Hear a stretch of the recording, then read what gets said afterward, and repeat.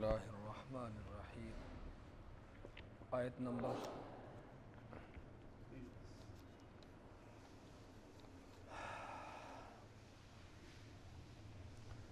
33 آیتیں سورہ توبہ کی ہو چکی ہیں۔ یا ایھا الذین آمنوا ان کثیرا من الاحبار والرہبان لیأکلون اموال الناس بالباطل ویصدون عن سبیل اللہ والذین یکنزون الذھب والفضة ولا ينفقونها فی سبیل اللہ فبشرہم بعذاب علیم یوم یحمى علیہا فی نار جہنم فتکوی بہا جباہہم وجنوبہم وظہورہم ھذا ما کنزتم لانفسکم فذوقوا ما کنتم تکنزون۔ صدق اللہ العظیم۔ یہ دو آیتیں ہیں، ان کا پہلے ترجمہ سن لیں۔ یا ایھا الذین آمنوا، اے وہ لوگوں جو ایمان لائے ہو، ان کثیرا من الاحبار، بے شک بہت سارے، من الاحبار یہود کے احبار میں سے، یہود کے علماء میں سے، والرہبان اور راہبوں میں، عیسائیوں کے راہب ہوتے تھے، یہود کے علماء ہوتے تھے۔ فرمایا جائے یا ایھا الذین آمنوا، اے وہ لوگوں جو ایمان لائے ہو، ان کثیرا من الاحبار، بے شک بہت سارے احبار، والرہبان اور راہب، لیأکلون، البتہ وہ کھاتے تھے، اموال الناس، لوگوں کا مال، بالباطل، باطل طریقے سے، ناحق طریقے سے، ویصدون، اور وہ روکتے تھے، عن سبیل اللہ، اللہ کے راستے سے، اور والذین، اور وہ لوگ، یکنزون، جو جمع کرتے ہیں، الذھب، سونا، والفضة، اور چاندی، اور ولا ينفقونها، اور وہ اس کو خرچ نہیں کرتے، فی سبیل اللہ، اللہ کے راستے میں، تو فبشرہم، پس آپ انہیں خوشخبری سنا دیں، بعذاب علیم، دردناک عذاب کی، یوم یحمى، جس دن گرم کیا جائے گا، علیہا، ان کو، فی نار جہنم، جہنم کی آگ میں، فتکوی بہا، پس داغا جائے گا، بہا، اس کے ساتھ، جباہہم، ان کے پیشانیوں کو، وجنوبہم، اور ان کے پہلوؤں کو، وظہورہم، اور ان کے پیٹھوں کو، اور کہا جائے گا ھذا ما کنزتم، یہ تمہارا خزانہ ہے، ھذا، یہ، ما، وہ چیز ہے، کنزتم، جو یہ تمہارا خزانہ ہے، لانفسکم، جو تم اپنے نفسوں کے لیے جمع کرتے تھے، فذوقوا، پس چکھو، ما، وہ چیز، کنتم تکنزون، جو تم جوڑ جوڑ کر جمع کیا کرتے تھے۔ یہ ان آیات کا ترجمہ ہوا۔ اب اس کا تفسیر بھی ساتھ ساتھ سنتے جائیں، اتنی تفسیر نہیں ہے۔ دیکھیں، صدقہ کرنا یہ اچھا کام ہے، نفلی صدقہ خیرات، لیکن اس کے لیے بھی شرائط ہیں۔ صدقہ کرنے والا بھی مسلمان ہو، جس کو صدقہ، اگر کافر آدمی صدقہ کرے گا اس کا صدقہ قبول ہی نہیں ہوگا۔ اچھا، جس کو دیا جا رہا ہے، نفلی صدقہ تو اسے دے سکتے ہیں، لیکن زکوٰۃ ہے، عشر ہے، واجب جو فطرانہ ہے، تو یہ کافر کو نہیں دیا جا سکتا۔ باقی نفلی صدقہ دیا جا سکتا، تو دینے والا بھی مسلمان ہو، لینے والا بھی مسلمان، ٹھیک ہے۔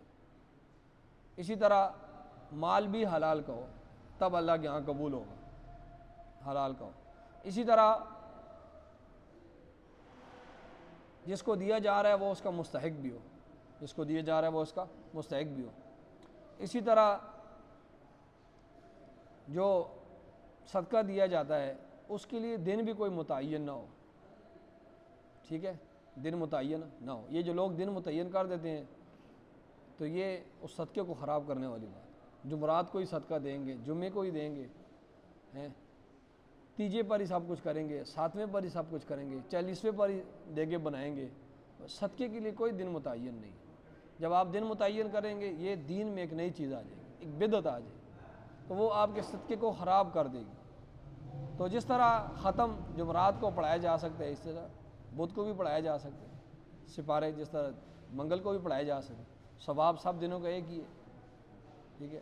تو یہ چیزیں ہیں، یہ صدقے کی شرائط ہیں۔ تو فرمایا جا رہا ہے یا ایھا الذین آمنوا، اے وہ لوگوں جو ایمان لائے ہو، ان کثیرا من الاحبار، بے شک بہت سے لوگ، من الاحبار، میں نے آپ کو کہا تھا احبار یہ حبر کی جمع ہے، اور حبر یہ یہود کے علماء، بہت بڑے بڑے علماء ہوتے تھے، تو یہود کے علماء ہوتے تھے۔ تو فرمایا جا رہا ہے بہت سے علماء یہود کے، والرہبان، اور یہ رہبان میں نے آپ کو کہا تھا راہب کی جمع ہے، راہب کہتے ہیں پیر کو کہہ دیں آپ، پیر کو، عیسائیوں کے جو مذہبی پیشوا ہوتے تھے انہیں راہب کہا جاتا ہے، جو تارک الدنیا، دنیا کو چھوڑ کر بالکل سائڈ پر بیٹھ جائے، ٹھیک ہے،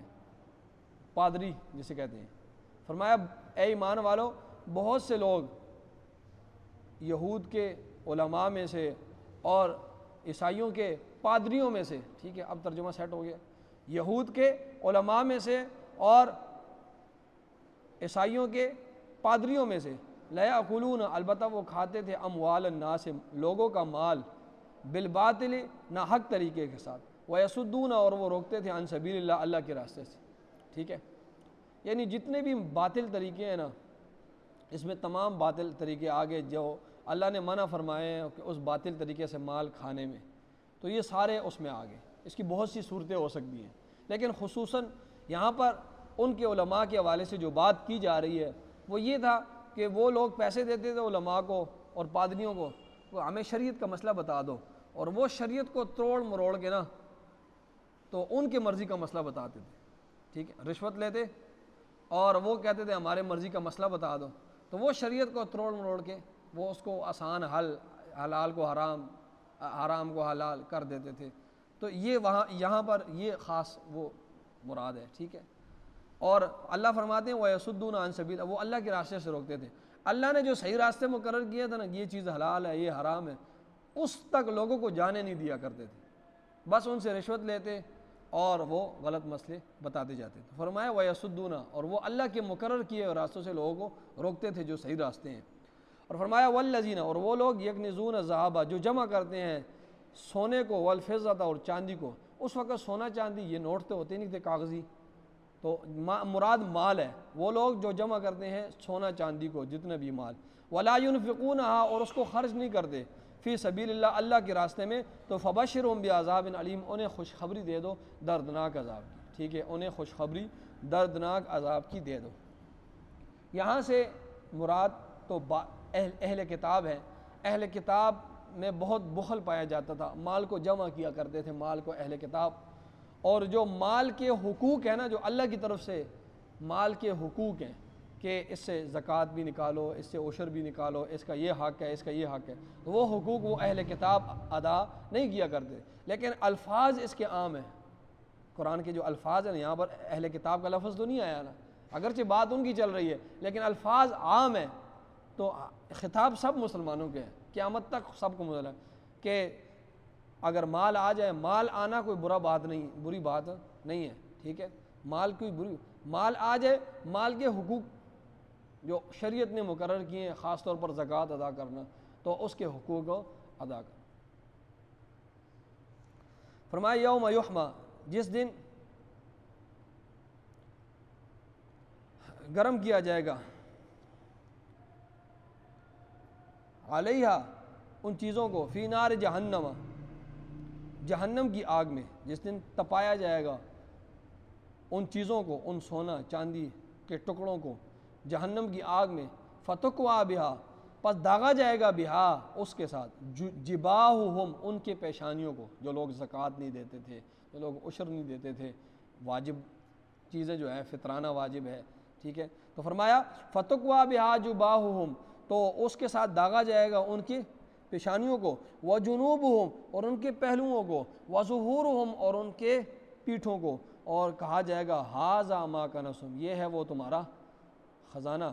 جو تم لانفسکم اپنے لیے جمع کرتے تھے، فذوقوا پس چکھو ما وہ چیز کنتم تکنزون جس کو تم جوڑ جوڑ کر جمع کیا کرتے تھے۔ تو انسان کے پاس جب مانگنے والا آتا ہے جو مستحق بھی ہوتا ہے، بسا اوقات انسان اول تو اس کی پیشانی پر بال آ جاتے ہیں، ٹھیک ہے، اس کے بعد کیا ہوتا ہے، بہت اگر وہ اصرار کرے تو یہ پیٹھ پہلو تبدیل کر دیتے ہیں، بہت تنگ آ جائے تو پھر پیٹھ بدلا کے جل جاتا ہے، تو اللہ فرما رہے ہیں ہم اس کو پیشانی بھی داغیں گے، وہ سونے کا ٹکڑا پیچھے کی طرف سے نکلے گا، اور اس کی پہلو کو بھی اس کے ساتھ داغیں گے، اور اس کو پیٹھ کو بھی داغیں گے، اور کہیں گے یہ وہ تمہارا جو تم نے جو مال جمع کیا جس کی تم زکوٰۃ اور یہ چیزیں نہیں ادا کرتے تھے، یہ اس کی وجہ سے ہے۔ آمین الحمدللہ رب العالمین والعاقبۃ للمتقین والصلاۃ والسلام علی سیدنا ربنا آتنا فی الدنیا حسنہ وفی الآخرۃ حسنہ وقنا عذاب النار صلی اللہ علیہ وسلم.